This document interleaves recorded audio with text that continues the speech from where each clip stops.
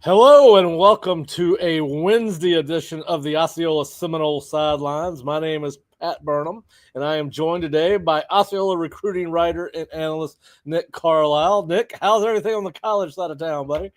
Oh, it's nice. It's nice. The weather has finally returned to the mean. It's not snowing outside anymore, which is really, really nice. Of course, that's a couple weeks old, but it's nice.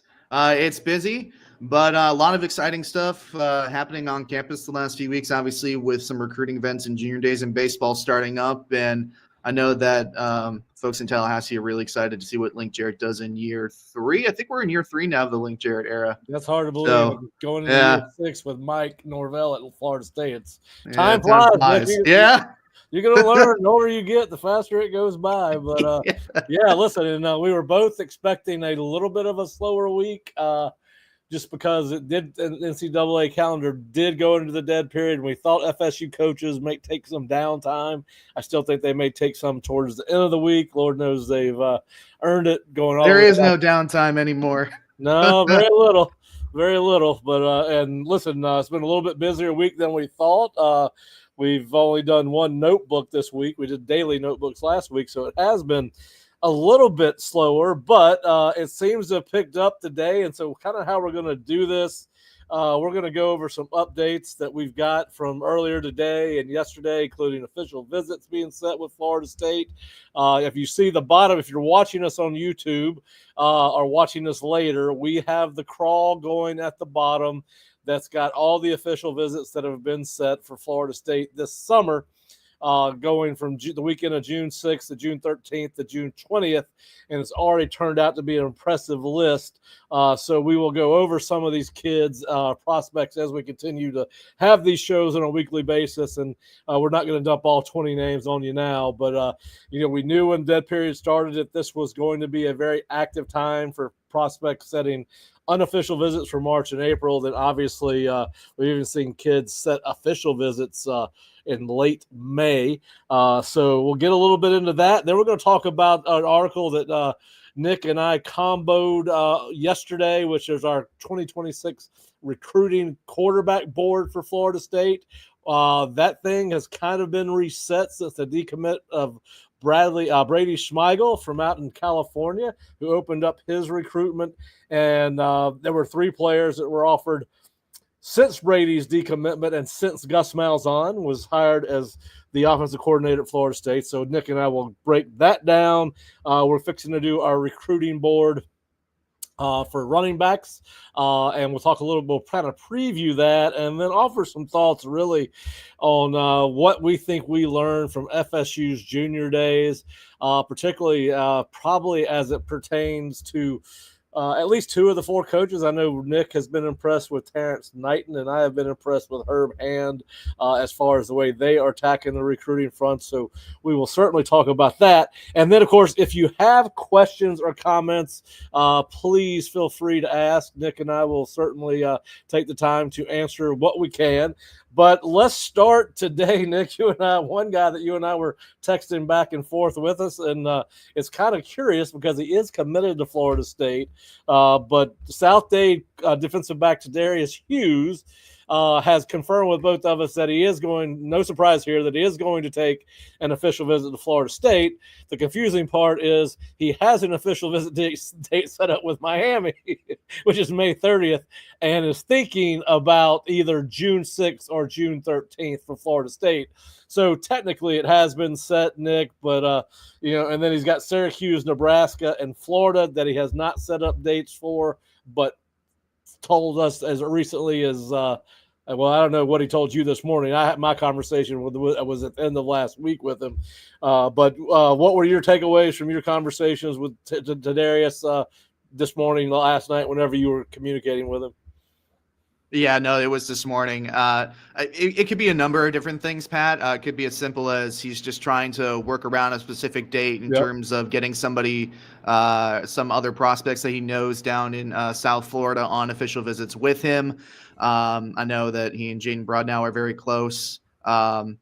So there's a lot of extracurricular things that go on, but Miami has kind of been quietly in this one. They offered him about a month or so after he committed to Florida State, and at that point, Darius was kind of a more underrated prospect. He hadn't played as much; he had been injured, I believe, earlier on. But obviously, his junior season was a very productive season. He got a little bit more attention. So I do expect that Florida State is going to have some competition to try and keep him in the class. Miami, obviously, being closer to Darius is a big factor there. But apart from I at this point, obviously, it's way too early to try and judge these things. But the feeling right now is that he's still locked in. He's still excited to be a Seminole, and he's going to find an official visit date in the first 2 weeks of June. Yeah, I think I'm not particularly worried about it. Listen, these kids are going to take official visits to other places. We know this. There's no reason to worry about it. There's competition on the field. There's competition off the field in recruiting. And listen, if these guys are getting the right advice in this new NIL area, they should maximize all their opportunities to create leverage. But Darius, just in the number of times he's communicated with us, and he by this time he knows we're associated with the Florida State site. I think that obviously that Florida State's in a really good spot with him. He's been up here several times unofficially over the last, since the beginning of last season, including last month, and has never given it any indication. But he will be here either June 6th or June 13th, one of those two, as it stands at this time. We've talked about the vast number of offensive linemen. Obviously, Nick, Florida State has to replace 8 offensive linemen to graduation or NFL after this next coming season. So it's no surprise that Herb Hand hit the road running and has offered a number of 2026 offensive line prospects. As I project 8 to 10 signees this upcoming class between portal and high school ranks, but you got 3 more, because we actually did a solo show last week where I talked about some of the other official visits that have already been scheduled. But you got 3. You got June 13th, JJ Sparks, an offensive lineman from Jacksonville Bowles, has scheduled an official visit with Florida State. He also has an official visit scheduled with Miami. Reese Woodrow, just spoke with Reese right before the show started. Confirmed that he has an official visit with Florida State set for June 20th, Stanford May 30th, and Miami June 13th. So some of these recruiting battles are starting to shape up. And then last week, if you read the Osceola, Ben Mubinga, an offensive lineman from Buford, Georgia, also has an official visit set up for June 20th. So we're starting to see these official visits get set up, Nick, and start to see some of these recruiting battles taking shape. Out of that Sparks, Woodrow, Mabinga list, the list of the 3 new offensive linemen, who are you most fired up about getting on campus for Florida State? I think either there are a couple like Graham Houston, who maybe you've talked about with the last show last week, but of those 3, really excited to see Mubinga get back on campus. He was one that was here for a junior day, 6'5", 280. Obviously he goes to Buford High School, which has been producing a lot of quality prospects recently. It's good to see Florida State get a lot of offensive linemen that are close, local, as far as 2.5 hours or 3 hours being local from Tallahassee. But it's good to see a lot of these kids getting back on campus. I'm particularly excited about Ben. Reese, so I don't know too much about. He's kind of more of a name that's been rising up recently. Yep. Hope to learn a little bit more about him, but I'm excited to see Ben get back on campus. I think he's going to be a guy that when you watch his film, you're going to like a lot of what you see, and it'll be a battle, I'm sure, with some of the other teams locally like Georgia to get him. But it's good to see him schedule an official visit, get back on campus. Yeah, and it's really an impressive group of guys like Ben and Reese, who are basically late guys in today's recruiting world, where their recruiting profile has gotten raised coming into the start of this year, and they continue to pick up new offers. And then you've got your guys that have been recruited basically since they were sophomores, your Lamar Browns, your Zyke Helton's kids that have been committed, like Zyke was committed to Alabama as a nose guard before he switched over to offensive line and as a center. But certainly you got to be excited about the fact that they're getting a position of need. They are really starting to load up on official visits. And I think last year you and I and Fish used to talk about how we wish that pool at most positions would have been greater from an official visit standpoint this year. It remains to be seen how deep these pools get at each position group, but certainly on the offensive line, it certainly looks like these guys are starting to pick up the pace and really have a deeper pool than they did last year. So that's good for Florida State. And then, of course, we got a new one. We have not seen much of Jordan Smith, a defensive back from Houston County, Georgia, but he announced today on social media that he was going to take an official visit to Florida State, and I believe that is June 13th. He is a four-star prospect out of Warner Robins, Georgia. He's also got Tennessee, Georgia Tech locked in. I would think just because we haven't seen him, Nick, I would think Florida State is probably on the back end of that list, but what are your thoughts?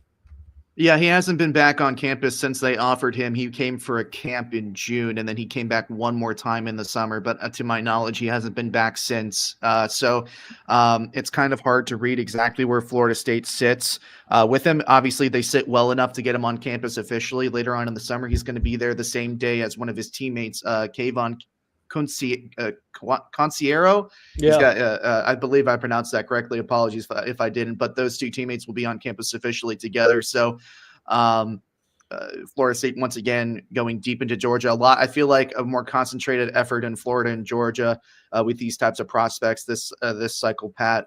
So they're obviously high enough up with him to get an official visit with him, but they're going to have to do some legwork to impress him when he gets down here. Yeah, and listen, recruiting, you've mentioned a couple times, it's a fluid situation, and we'll get into that, how fluid it was with Florida State at quarterback last year, where when we start breaking down the quarterbacks for this year. But certainly, listen, just if you've always got a chance once you get them on campus, but Jordan's just not a name we have seen or heard a lot about over the last couple of months. One of our philosophies here at the Osceola, don't tell me what a kid says, show me where he's going, and I'll tell you who he's going to sign with. And Jordan is just not a guy that we saw on junior days. Now, of course, the reality of this is they basically, each prospect gets to pick about 3 junior days, specialized junior days. In January, they could have gone anywhere on any time, and we did see some midweek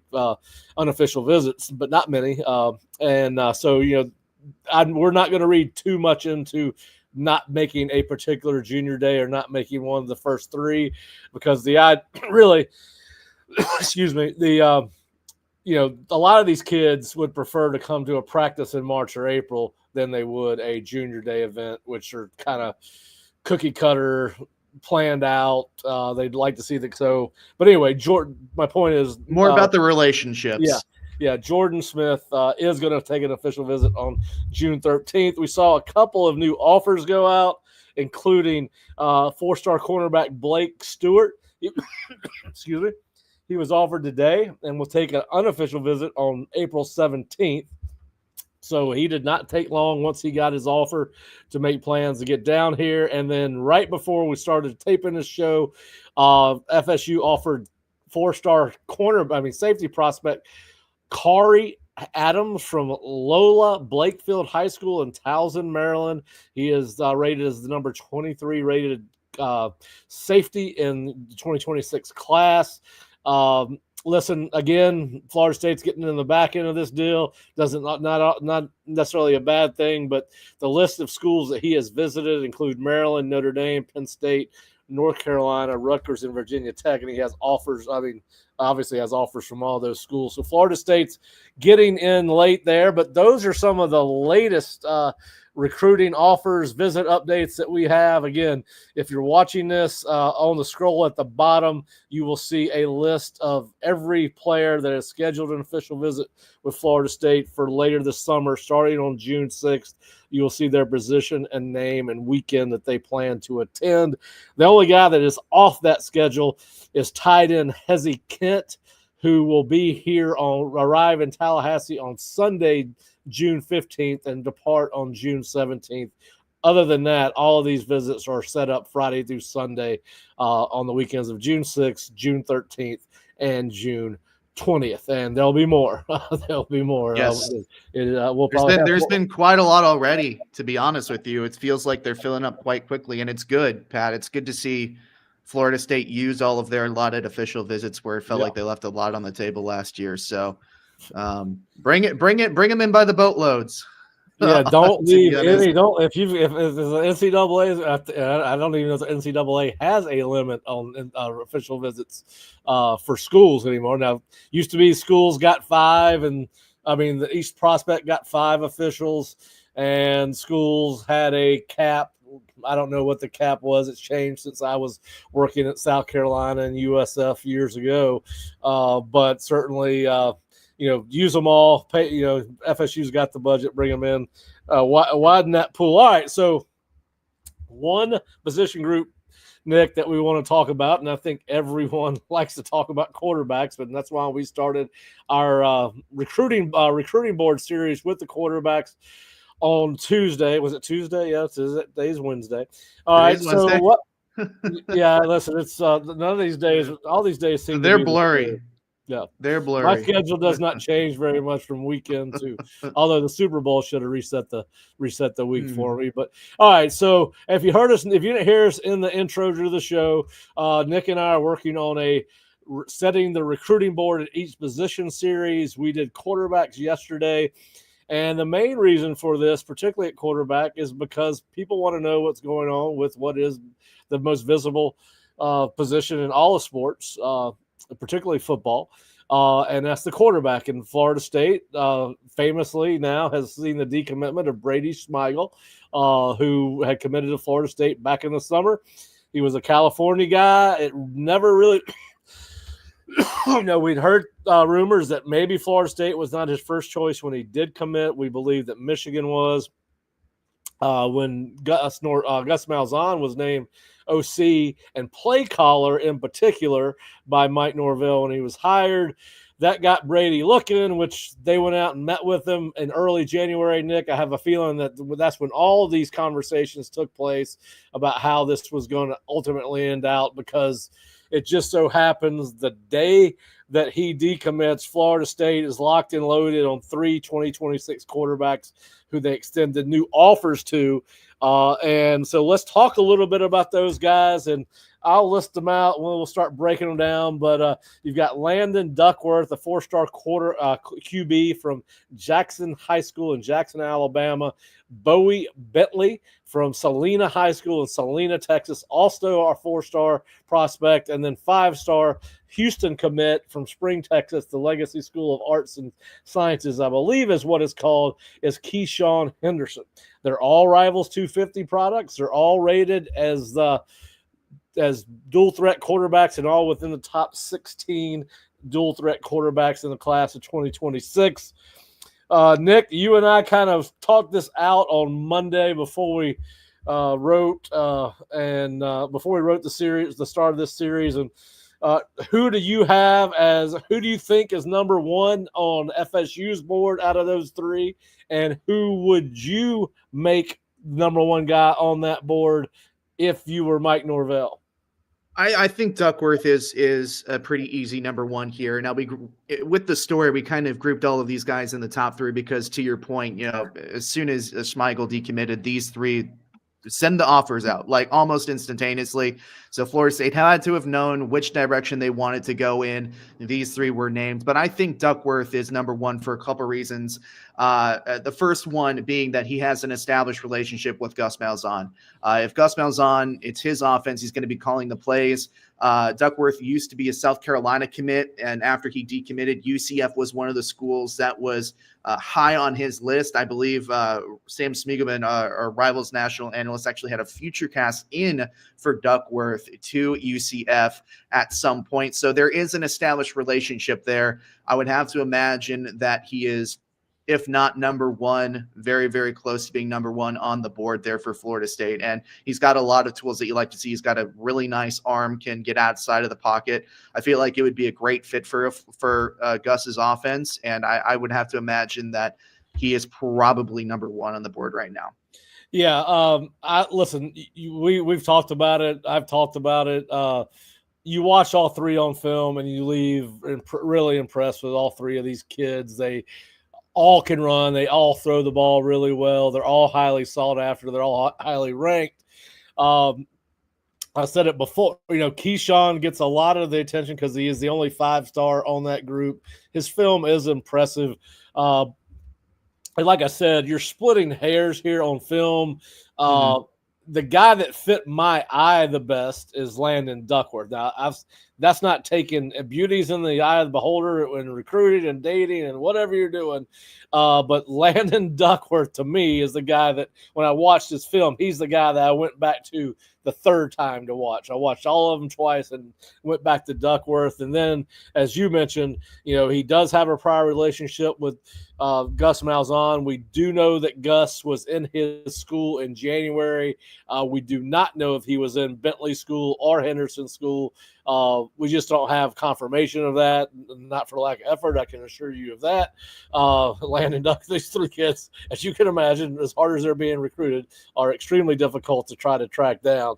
But yeah, I think you're probably right. I think that Duckworth is probably at the top of Florida State's list.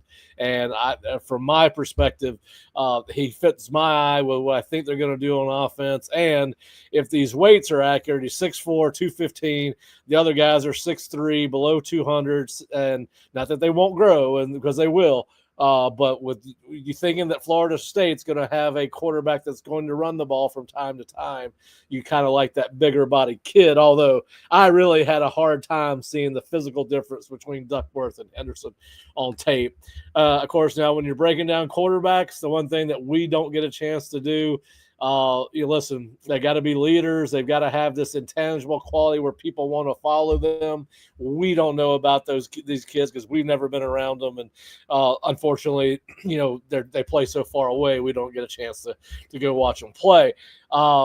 Bentley has spoken with the Rivals Network at least twice. He is supposed to be on campus at some point in March and April. No confirmed date. Duckworth is going to be on campus at some point during the spring. There are reports, not by Rivals, that he is going to take official visits to Ole Miss, FSU, Georgia, South Carolina, and or Missouri. 4 of his top 5 schools he's going to take OVs to. We have tried to confirm that with Landon. We have not been able to. But we do think he's going to be on campus in March or April for an unofficial visit. We know he's got an official visit going to Georgia.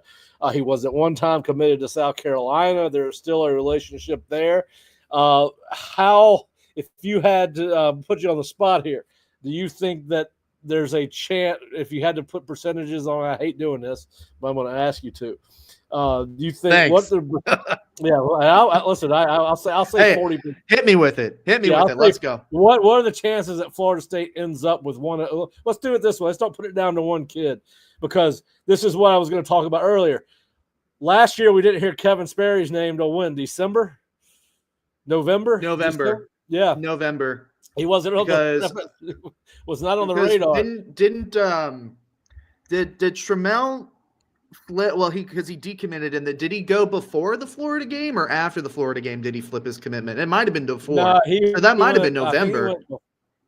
I think he went before. I'll go back and look at it, but because signing day was the 5th.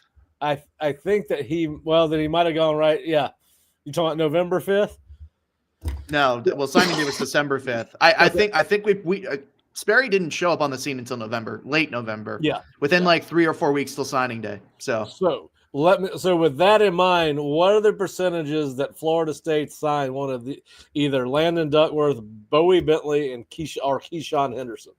65%. I think with Duckworth, you're going to have to do a lot of battling with some of these schools, and keeping in mind he's from Alabama. You're going to competing with Auburn. You're going to be competing with Georgia, with Alabama. That's going to be a battle to win. But the fact that Duckworth has a relationship with Gus, and it's a strong one. And he was one of the first, if not the very first. Actually, no, wait, I think Bentley was the very, very first, but those offers went out super quick. The prior relationship that Gus has, I think Florida State gets an official visit. I think they go down to the wire for Duckworth. Obviously it's too early to call if they actually land him. I do think that Bentley is very interesting, considering at the time that Florida State has gotten into his recruitment. I said this maybe in the article, but I've said this to you, is that he only had maybe 7 or 8 offers prior to December. He's gotten a ton of offers because this past season was his first year as a high school starter. So in that aspect, he's a little bit more raw. There's a little bit more to prove there for Bentley.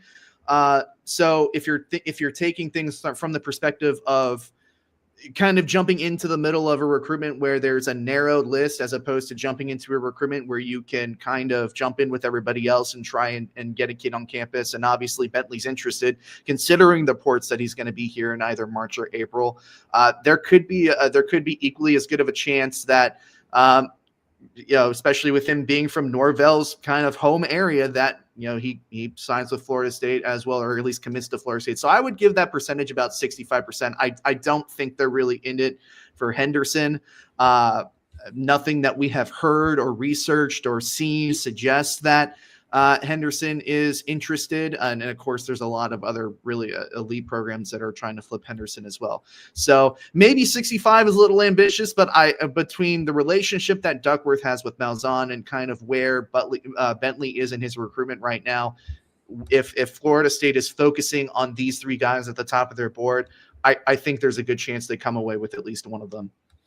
Yeah, I'm going to go more 50% just because of what we saw last year. We know how weird the quarterback situation can be, and any given dominoes can fall at any time. Yeah, so I'll go 50%, and I would go Duckworth, Bentley, and then Henderson in that order as far as who they have the best chances of signing. We'll see how reading these future casts, these unofficial future casts, pan out.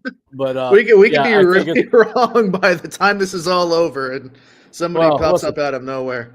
I have a feeling we're going to see some more quarterbacks get offered, and then we did work our way down the board, Nick. And again, you can go to theosceola.com or floridastate.rivals.com and check this article out, the written version. Now we named one long shot, and that was Jared Curtis, the 5-star commit for our quarterback from Nashville Christian. The reason we listed him, even though he's not set an official visit with Florida State, but has with Auburn, Georgia, Oregon, and South Carolina, is simply because we know that Florida State has a 2-year history with Jared, and Mike Norvell and Tony Tokarts did pay him an in-home visit in January. So they certainly have not given up the fight. It looks like a long shot at this point, but we did list him. Some other names that we listed, and we're not gonna break these totally down, but just names for you to listen to or pay attention to. Faison Brandon, who's committed to Tennessee. Nick wrote up why he thinks there might be a chance there. He also broke down Mason Holtzclaw, who reclassified. He's a 3-star kid who Florida State had offered in camp, I believe, this past summer. He is now a 2026 prospect at Carrollton, Georgia. Jaron Hughley, he has been offered by Florida State. Nick's broke why he thinks that he may be there. And then we also broke down Roman Seymour and Brody McWhorter. That's our Florida State recruiting board. They had offered 20 quarterbacks, Nick. I believe about 8 of those kids are committed to other schools, but you can obviously see that information at theosceola.com. Go to FSU off recruiting, go to the recruiting tab, go down to football offers, and you will see who Florida State has offered at quarterback. But there's 20 of, I believe, about 30 quarterback prospects that have, 20, 10 of them, about 20 commit, 10 of 20 of those 20 are committed. But we broke that down. We'll do our running backs tomorrow. Let's talk a little bit about that, Nick. We don't want to share too much, but we do know that they got the commitment from Mariana running back Mari Clemens a couple of weeks ago. He basically camped out in Tallahassee in January. He was here a bunch, which is a good sign for Florida State. Who do you think, if you had to name one guy, because we are both of the opinion that we do not see them taking, based on the way the roster is currently constructed, we'll break this down again tomorrow or next week when we do talk running backs. But you've got Amari Clemens. If you were going to take another high school running back right now, who would that be for you? As in, who would I want them to take, or who is actually realistic? No, Jay Lamar. Jay Lamar, 100%. That kid is going to be really, really good. He exploded on the scene last year. He's got some great film. He's a powerful runner. And he's a good kid. I know that doesn't necessarily factor into, the football side of things, but just I really am a fan of Jay Lamar. I think Georgia's the leader for him far and away right now. But in terms of who I would love to see Florida State land, Jay Lamar, absolutely. Yeah. I'll go. I like Jay. I've watched his film. Obviously, I don't know if you follow me on Twitter, you saw the famous picture or video of Mike helicoptering into his high school where there are a couple of prospects, but that was pretty cool to see. And I think the whole school was fired up about that. But I'm going to go Javion Mallory from West Boca. Another 4-star guy. I don't think you can go wrong with either of these two guys. We saw Javion in camp here last year. Really impressive kid.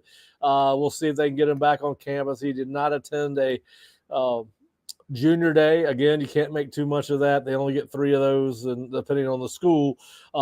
So I'll go with Javion Mallory. But if they ended up with Jay Lamar or Javion Mallory, in addition to Amari Clemens, you would have to consider that a very good running back haul for 2025, considering that you've got some really talented guys already in that room.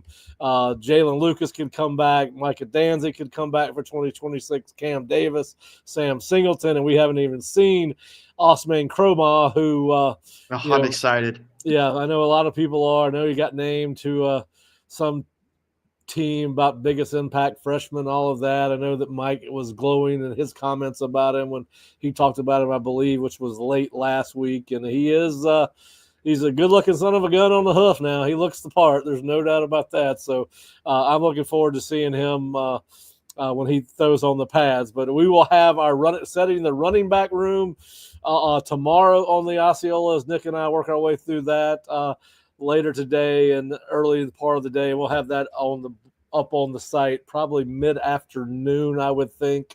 We will also do an offensive line series, setting the board there. That's going to be a little bit more extensive work because there's a lot of guys that they've. Herb is working his behind off. Yeah. All right. So that's where I want to go next. Let's talk. They had 3 junior days. Listen, the clock gets reset in football every year once the season ends, and everybody seems to have put a really disappointing season behind them. There's for a program that's coming off of what was a really bad season. Nick, there seems to be a lot of positivity around there. We got a chance to be around some of these new coaches on these junior days. Mike is nice enough that he doesn't kick us off campus when we show up over there. Although I did ask him on one of those junior days, do you get tired of seeing us?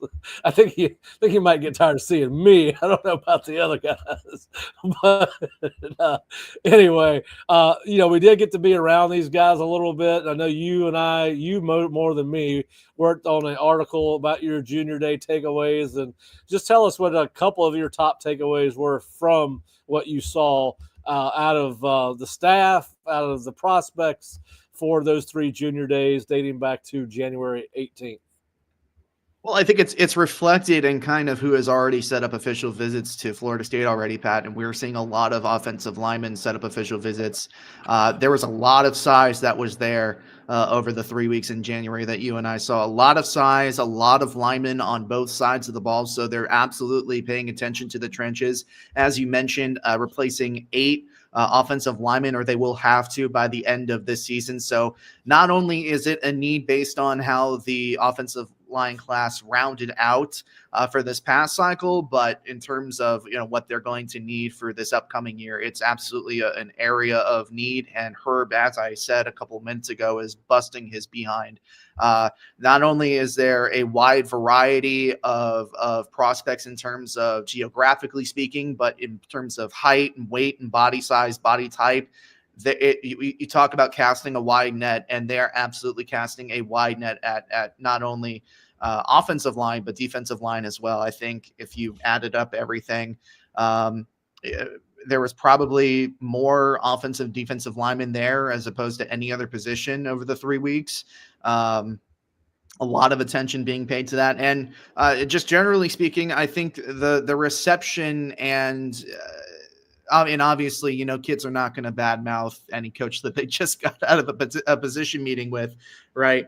But the comments about the new coaching staff seem to inject a lot of positivity in terms of what the recruits were thinking about Florida State coming off that season. How these new coaches are implementing themselves into kind of the working culture that Mike Norvell has tried so hard to employ over the past 6 years, 5 or 6 years. So I think your observation about them mostly moving past last season is pretty accurate. I think there's a lot of with new voices in the room brings new excitement, some rejuvenation, and I'm excited to see how they carry this over into the spring practices, because that's the one thing that we really haven't seen. We've seen how these coaches interact with each other, with these prospects. How are they going to interact with their current rostered players with spring practices? So that'll be the final piece of the puzzle in terms of seeing like how these coaches really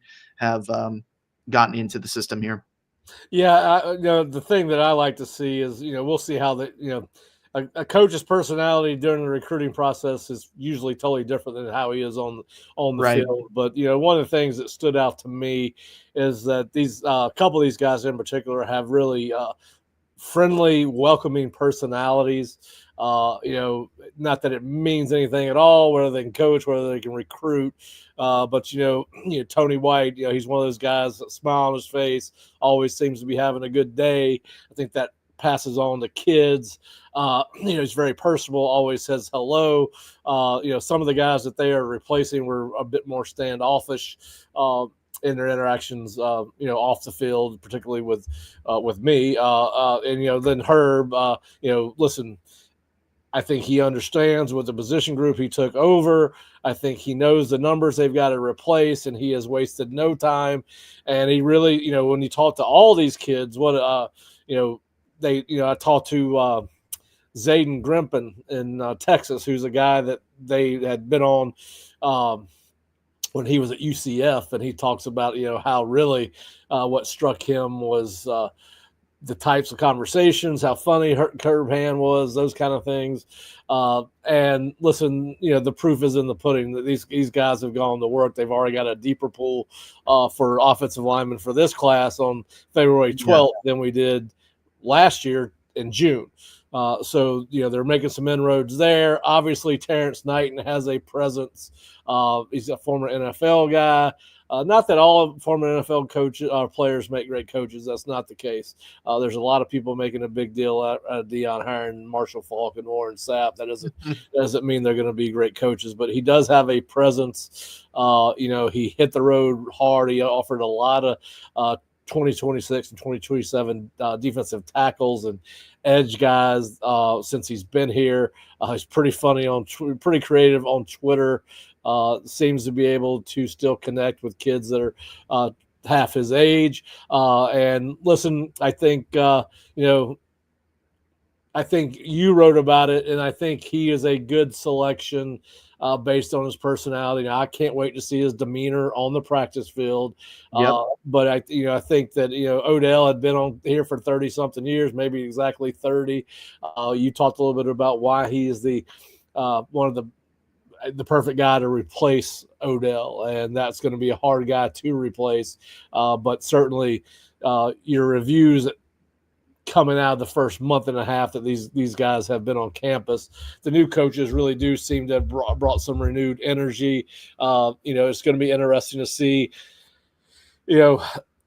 how Gus does with the quarterbacks as far as recruiting, who they bring in. Obviously, Tokarts is still the quarterback coach. It seems like Gus is going to be a walking boss, but I would think that he's going to be more involved with the quarterbacks than your average walking offensive walk around OC. So that's going to be interesting. But yeah, I think this does not. I think this infusion of not only the transfer portal kids, but the new coaches certainly seem to have quickly put last year behind everybody, because most of the time you have that kind of season, it just continues to drag on. Right. The negative energy. And Mike seems, and my interactions with Mike, and I don't know how much you saw him outside the Moore Center. I saw him more for the portal than I did these junior day weekends, but he seems to have some renewed energy. So I think maybe the new blood, not only on the field but in the coaching and the coaches' offices, has helped this program. No, absolutely. I did get to talk to Mike a couple of times during the portal season, and his body language was better. He seemed a little bit more upbeat. And I think, surrounding himself with guys that, and obviously with coaches and such, you want to surround yourself with guys that right? But I think the particular group of people that he's brought around with him, guys that he coached with over 15 years ago at Tulsa or something around that time, I think the energy has, I don't want to say it's completely 180'd and set unrealistic expectations, but I know you and I had countless conversations last year where we couldn't quite put our finger on what was stinking so much around the place. And just in the first month, it just seems like there's an uplift of positive energy. And you want to talk about something that I found something impressive is one of the first things that Terrence Knighton does when he gets back on campus is he is able to pull Darrell Jackson out of the draft and bring him back for one more year. And maybe you have better insight to this than me, but I found that impressive considering if you're in Darrell Jackson's shoes, maybe you didn't exactly have the season that you wanted to. Maybe your draft grade wasn't as good as you wanted it to be. But coming back for one more year with a guy that hasn't coached you before and, with the season that you had, I don't know how attractive that would have been. So to be able to pull Darrell Jackson back for one more year, I think was impressive. Yeah, I think what the selling point there was, listen, you got a first round body, you got first round potential, you got first round athleticism. You're not going to get drafted in the first, although I saw a projection yesterday, and of course this is just one guy's, but I saw where Josh Farmer was inside the top 38 picks. I know it was inside the top 40 for sure. I want to say he was like 34 on this guy's board, which means he's just outside the first round. So, I think that was a big selling point. I think the type of defense they're going to play probably helps, because I believe it's a little bit more of an attacking style defense based on his comments. That's what I believe he was told. But certainly that was a big one for Terrence. And I think you got to ask yourself an honest question. Would that have happened had Terrence Knighton not been brought in as defensive line coach? Would he have come back? Would the renewed energy that Tony White and Terrence Knighton and Evan Cooper have brought into that room on that side of the ball, was that the key? And so that, as we wrote in our portal review, which we need to bring to the podcast version, because we did not do that. We didn't do any podcasts in January for a variety of reasons, and we're just now getting set back up on a regular schedule. But listen, we can talk all we want about James Williams and everybody else that they signed on the defensive line out of the portal, but you're right. You've got the war daddy. When you got him back, that's your war daddy, and that's the guy that needs that defensive front needs to be built around. And I think he is the linebackers are going to love having him in front of that nose tackle and in front of those guards. He's a space soaker. Yes, he is, and we've seen him at times just be completely dominant. But yeah, so exciting times. Everybody's fired up about Florida State football again. Listen, we're less than, by my math, we're less than a month away from the start of spring practice. They haven't released it. I don't understand why they're not releasing the spring practice dates yet. It makes no sense. They've got to be planned. It seems like you'd want to get those out to prospects. I know other schools are publishing their dates, but it's got to be before March 8th, right? Because I believe Jalen Dunbar, I believe that's it. He's going to be here on the 8th. So it's got to be before that. I think they're going to start March 3rd, if you had to ask me. But yeah, so we're less than a month away from cleats back on the grass, which gets me excited. We got baseball starting this weekend. The Noles are predicted to have a great year. It sounds like Link's got the roster loaded, and I believe Bob and Kurt will be here tomorrow with a baseball preview. I just want to go to the games. I don't care about being involved in the preview. I just want to watch them go check out some Florida State baseball. But listen, we will be back next week with another Osceola Seminole Sidelines to talk recruiting football. We're probably going to go back, particularly being a month out from the start of spring practice. We'll probably go position by position group and look how Florida State helped itself through the portal, since we have not done a portal review series. And it's always fun to talk football, particularly when you know they're going to get back on the grass and get going again. But we'll be back next week. Please go to theosceola.com to check out all our written coverage of Florida State, not only on the football field, but the recruiting trail. But we've got a lot of baseball news coming out with Kurt. Bob's got on top of the basketball coaching search, which will, I'm sure it'd be very interesting. And I say the same thing about this. It's never the most obvious name. I know we're here Luke Louts and Dennis Gates and Will Wade and all Sam Cassell. But that's my pick. That's my hope, even though I feel like that's probably if I'm maybe Sam a little bit unrealistic. I'm not jumping out of listen, if I was any of these NBA guys, I'm not jumping out of the NBA to take over a NIL problem. It's a hellhole. Let's put it that way. In college sports, because I think maybe listen, these guys will listen. They're Florida State guys, obviously, particularly Laux and Cassell. But it's hard for me to believe that career NBA guys would want to come in and have to deal with NIL in any capacity and the portal. But I think that would be the drawback there. For those guys. We'll see, but Bob and Kurt will have the coverage on that. If you're not a subscriber to the Osceola YouTube channel, before you leave, please hit the subscribe button, and then you can hit the notification button. We would like to double our viewers, so we would ask you, if you're listening, doesn't cost anything. Now, we would like you to slide over to the Osceola and pay for a subscription. We would ask you to do that, because that pays the bills to do this show. But we certainly appreciate everyone watching, listening, live or taped. And Nick and I will be back next week, talk a little bit more football, a little bit more recruiting, and whatever else is going on in the world of football. Might get into some coaching changes and look around some other ACC teams as we get closer to spring and see how they've done in the portal. But please go to theosceola.com and check us out. Nick, thanks. Appreciate it, bud. Yep. Have a good day. You too.